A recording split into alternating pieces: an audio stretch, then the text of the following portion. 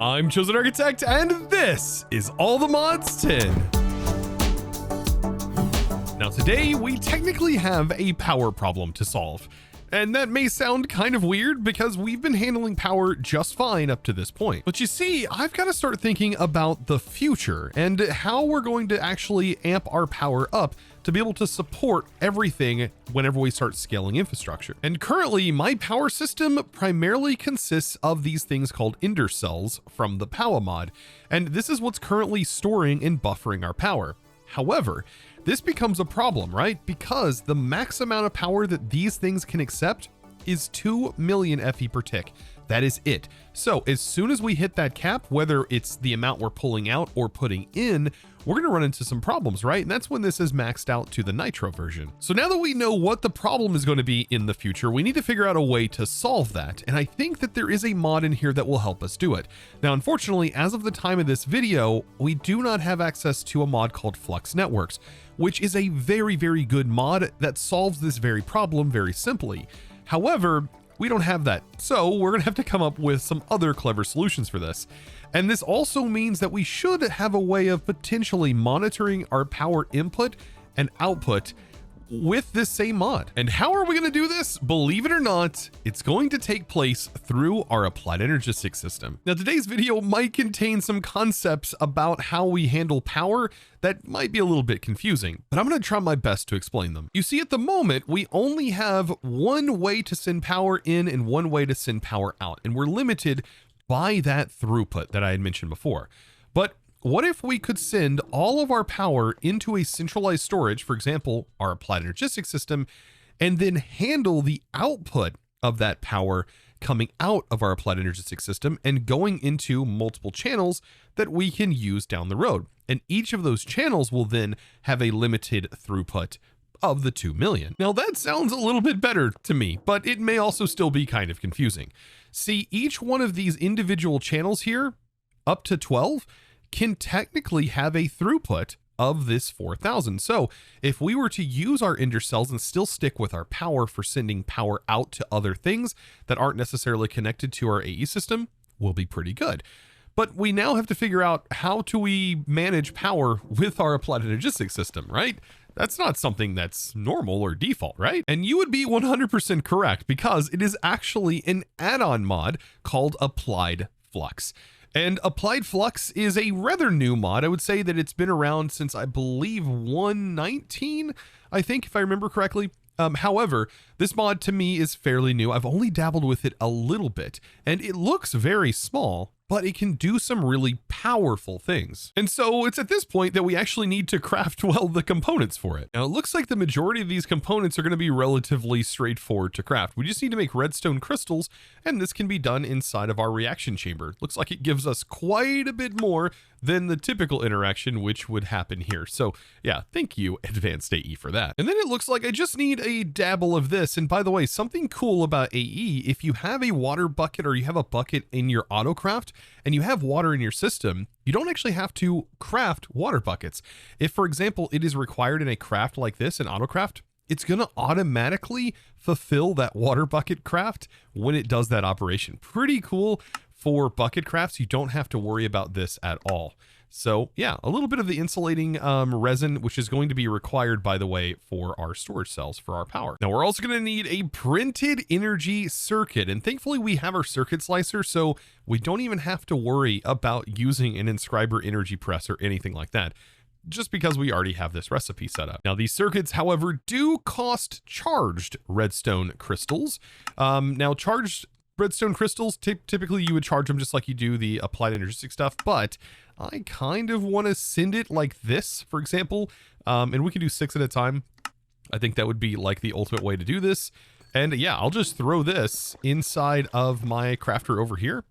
Bam, look at that, perfect. Honestly, I love that integration. It's so nice, like being able to, for example, charge applied energistic stuff with the power.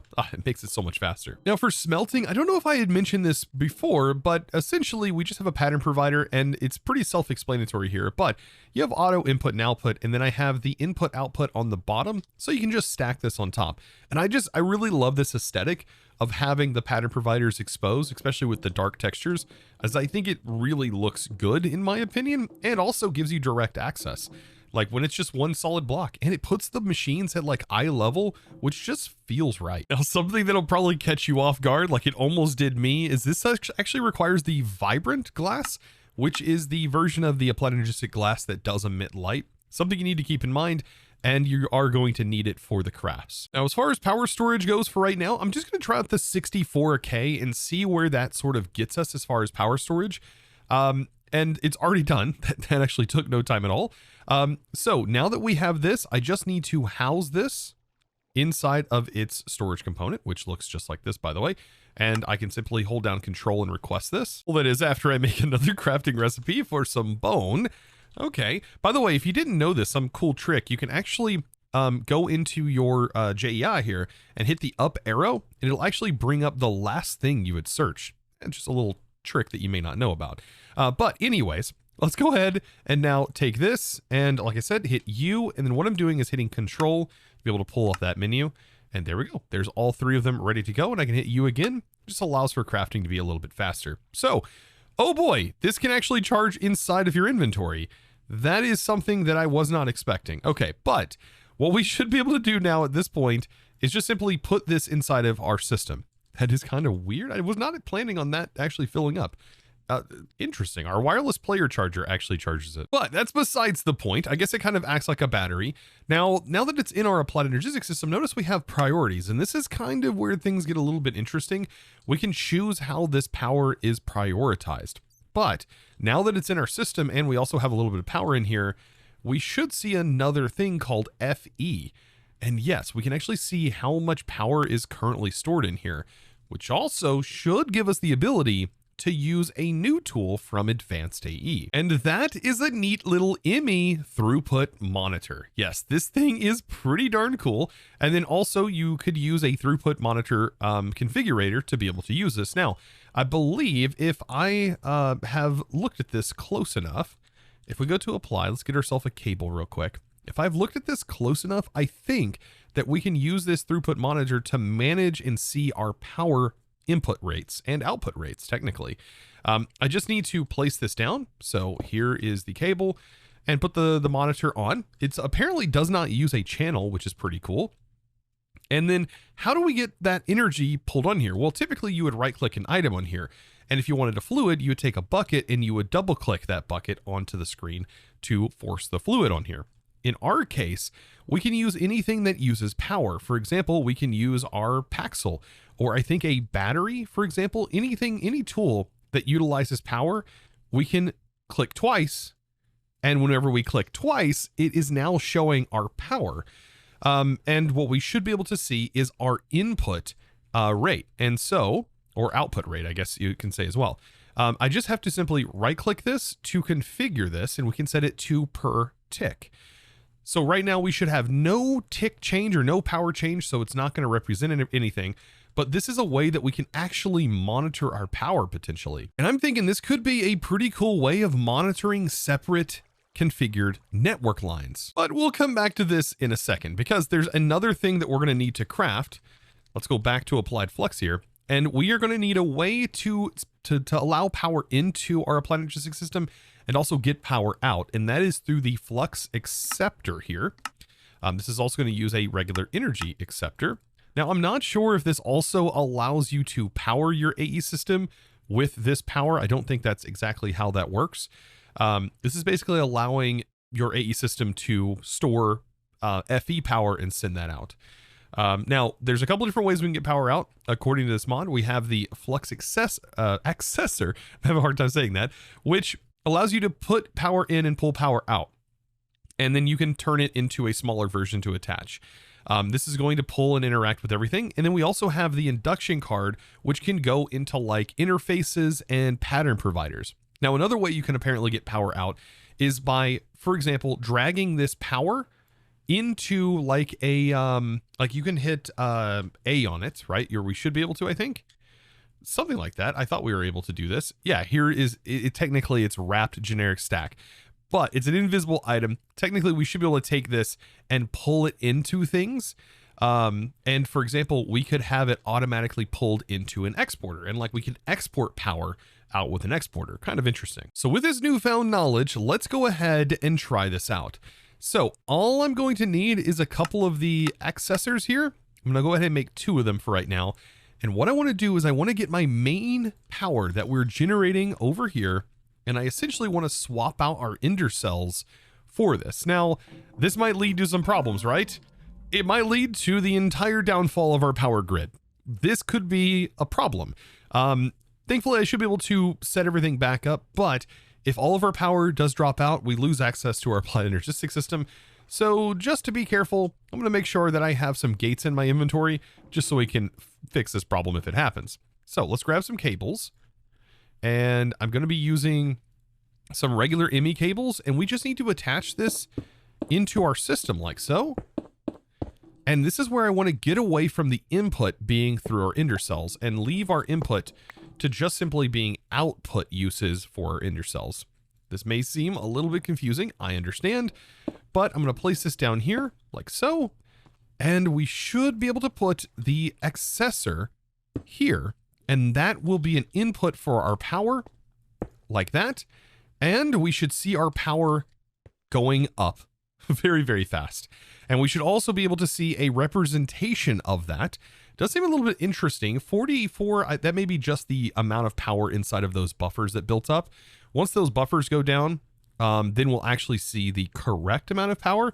But it is cool that we can actually monitor our power input. Ah, yeah, there it goes. It's starting to go down now, especially once those buffers really start to empty. Perfect. And then we'll get an actual idea. There it is. That's the exact number that we should be generating. I have a feeling something bad is about to happen. Yeah, all of our power is gone. And I don't know, it looks like our AE is still maintaining power. So maybe that also does utilize that for its power source. That's pretty cool. I wasn't actually expecting that. Never mind, I was completely wrong on that. It is actually dwindling very, very quickly. Okay, this is kind of a problem, right? That means our whole system is about to shut down.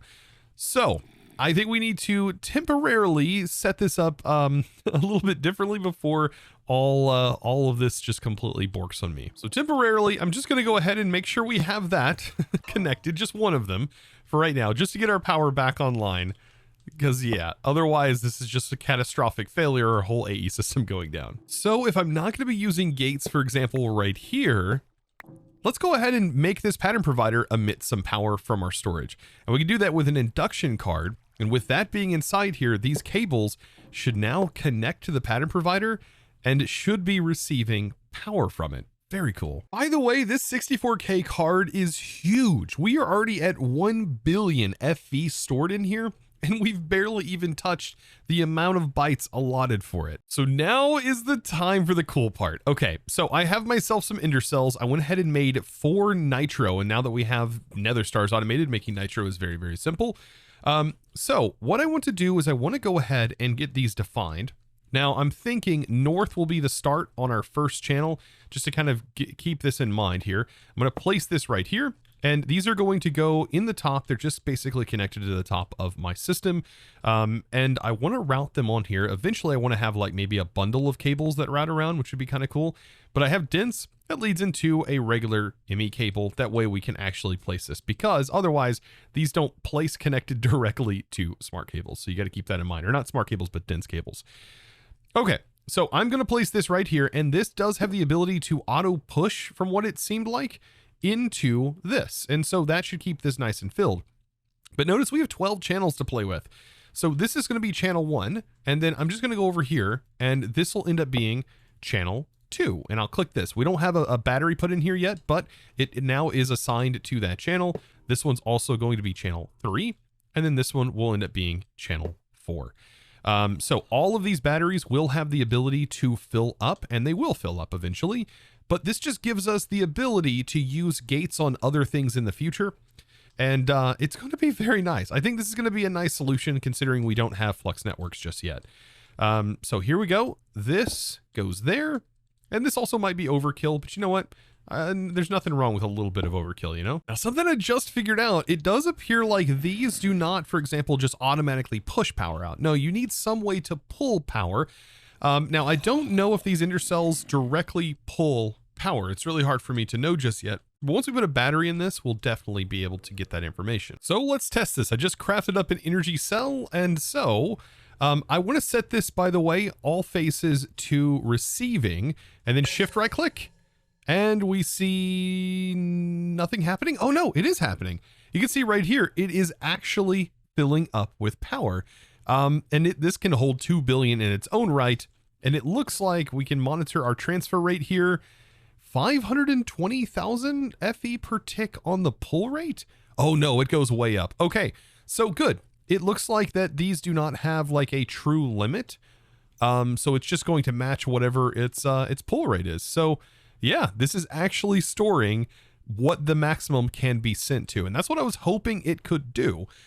So this is good news. This is good news. That means all of these systems are going to hopefully work. And we don't have to worry about cables because these cells look like they can auto pull power in. So now I'm kind of cooking something up here that I think is going to allow me to monitor the transfer rate of the ender cell here. So we can actually start to monitor like our input and output on this particular cell, and all cells technically, by doing this little trick, right? So we can storage bus the actual cell, which seems kind of crazy to do, but we just need to get a little bit of power from here to basically power that storage bus and just read the information through a throughput monitor. This is good. We can actually see the individual transfer rates of our cell, and I find this information to be very important. Now, this also allows us, like I said before, to monitor the overall power. But what happens if our power buffer completely fills up? That's when we start to run into another issue. Now, hopefully this won't be a huge deal for us, but just being able to monitor like the way our power is moving around and how much we're generating and losing, I think is very important information to know. Otherwise, it's just a sort of guessing game and you don't have any information around how your network is going, which this is essentially me building a substitution for what Flux Networks did. So now all of this is set up absolutely fantastic. It's working just as I was imagining it would. But what's going to make this truly powerful is our ability to void power whenever we exceed a certain amount of power. And we can do that with a void, or I would call it a void, but an overflow destruction card, aka a void card. And this is where things just become really, really nice. And we'll be able to fully see like all and constantly maintain and be able to visualize our power gains by utilizing this card. So I just need to take my power card right here, put it inside of this, and just simply add the overflow destruction card to it in the cell workbench. And with that defined, it should now void. Once this drive is full, it will just start to void this power, meaning that our machines will stay running. And there are tons of machines and mechanisms, for example, that honestly rely on you consuming all of the power.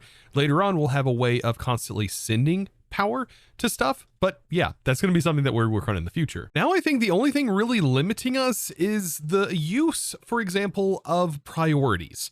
And this is where it's a little bit of a problem to handle this priority situation. And I'm not 100% sure how this actually works. I do know that we can, for example, put an induction card onto like a pattern provider, or we can use an interface.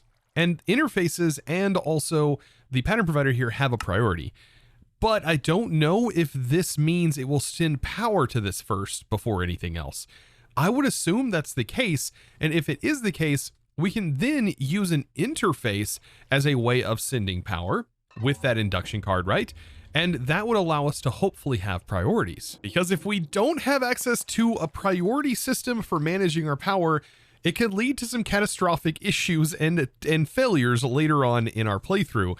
And this would be the only real reason to utilize, for example, like something like Flux Networks. So it'll be interesting to see how that all unfolds in the future. But as of right now, the fact that we have a ability to sort of read a loss on our power system and also read like just being able to see how much power we're overall consuming, I think is a really cool thing to be able to monitor. And I know we don't have a lot currently using power aside from our applied energistics system, but in the future we will. Now, speaking of power and induction cards, I think it would be a good time to, for example, power all of our mechanism machines that we just set up last episode with this card.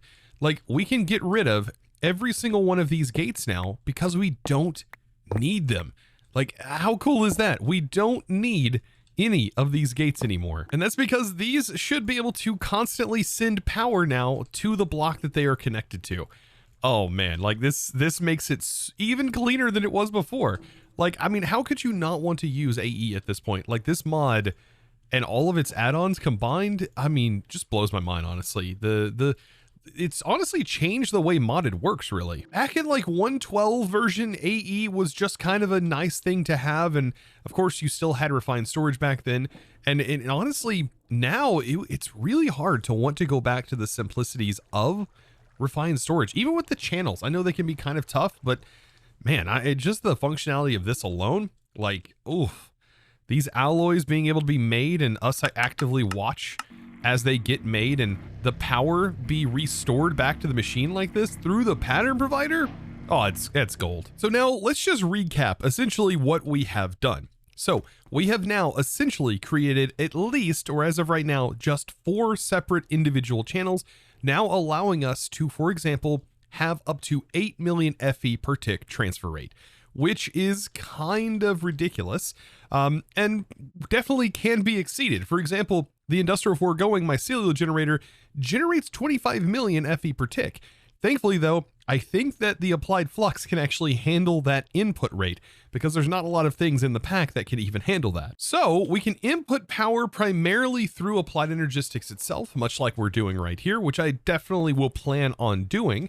But I was thinking about also potentially having other networks set up to be able to use this.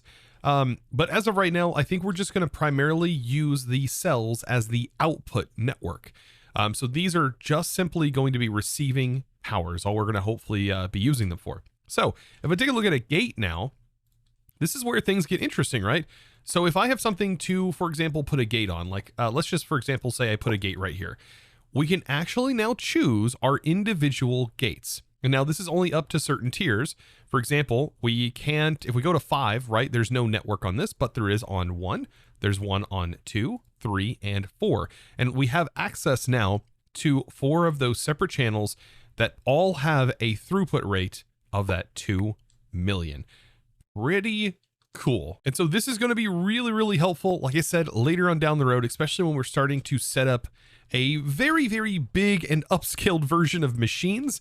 Like, this is going to really come into play, and also being able to monitor everything allows me to know when do I need to add or upgrade my system. Oh, speaking of upgrading my system, I should probably upgrade all of these thermogens to nitro. So I did go ahead and get all of my thermogenerators upgraded to nitro, and it is so much faster. Like, now that we have such a large storage buffer, like, it was easily able to handle this. I also went ahead and upgraded these, and just being able to directly connect, which I could probably also just directly connect my energizing rods right up to this and have no need, for example, for the cables or anything like that. But still, like, we are now producing, and I can actually track this and see, we are producing 435,000 FE per tick. And the fact that we can actually see that number and visualize it is got to be the coolest part of today's video. And man, I don't know about you guys, but I'm really wanting to just expand the power just so I can see that number increase more and more and more. Like, this is really just making me want to get into bigger and better power gains. Oh, that's right. We did get the infrastructure set up for mechanism. I think that's going to be something we work on here in the future. Taking advantage of the power we currently have and use it to scale mechanism, so that way we can generate a ton of power for our future needs and for maybe more mechanism machines. Now, I know this episode may have seemed kind of complicated for some, and I hope you made it through the entirety of the video. Hopefully you take this, for example, setup and use it in your own world, and I would love to see some of your creations and ways that you have taken, for example, anything from my videos. And yeah, show me over on the Discord, discord.gg/ChosenArchitect. You can post it in the image gallery channel. I would love to see some of that stuff. And man, I really do appreciate you guys watching. With that being said, guys, if you haven't already, click that subscribe button and give this video a huge thumbs up. We've now reached the end of today's episode, and well, I can't wait for the next one. Of course, guys, with that being said, it's now time to thank the amazing supporter of today's episode. And that amazing thanks is going to go out to D-Bot. Thank you so much for your amazing support, by the way, and choosing to support me over on the Discord by, of course, becoming a Discord premium member and supporting me in one of the best ways possible. Guys, with that, I hope to see you in the next one. And as always, thanks for watching.